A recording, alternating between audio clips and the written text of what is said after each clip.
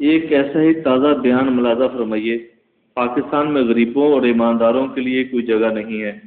امر واقعہ یہ ہے کہ پاکستان میں غریبوں اور ایمانداروں کے لیے جگہ ہی جگہ ہے۔ غور فرمائیں، پاکستان کے 18 کروڑ آبادی میں سے 2/3 غریب ہیں۔ ان 2/3 کا 2/4 سے زیادہ غریب تر ہیں، یعنی 12 کروڑ غریب، اور ان میں سے 6 کروڑ سے زیادہ غریب ترین ہیں۔ دنیا کے کسی ملک میں آبادی کے تناسب سے اتنے زیادہ غریب رہتے ہوں تو مجھے بتائیں۔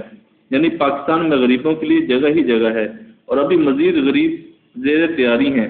چند ہفتے پہلے ایک رپورٹ میں بتایا گیا تھا کہ 3.5 سال کے عرصے میں مزید 2 کروڑ افراد غربت کی لکیر سے نیچے لٹکا دیے گئے، اور ابھی حکومت کی مدت میں 1 سال باقی ہے، اور رفتار کار کے حساب سے اس عرصے میں مزید 1 کروڑ نہیں تو 70 سے 80 لاکھ افراد ضرور غربت کی وادی میں دھکیل دیے جائیں گے۔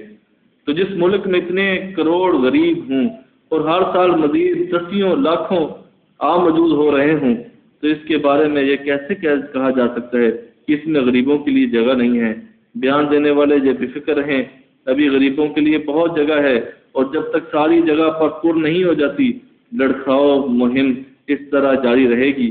اور رہی بات ایمانداروں کی، جن کی بھی تو نہ صرف اور صرف کوئی کمی نہیں، بلکہ شرح آبادی کے حساب سے جتنے ایماندار ہمارے ملک میں ہیں اتنے کہیں اور نہیں، بلکہ اگر باقی سارے ملکوں کا ٹوٹل لگایا جائے تو بھی کم ہی رہے گا۔ حکمران اتحاد ہی کو لے لیجئے، اس میں 1 سے 52 غز ایماندار ملے گا، اور 152 غزے بھی کچھ کم تعداد میں نہیں۔ کچھ ایماندار جو لاوارث رہ گئے تھے طریق انصاف میں بھی موجود ہیں۔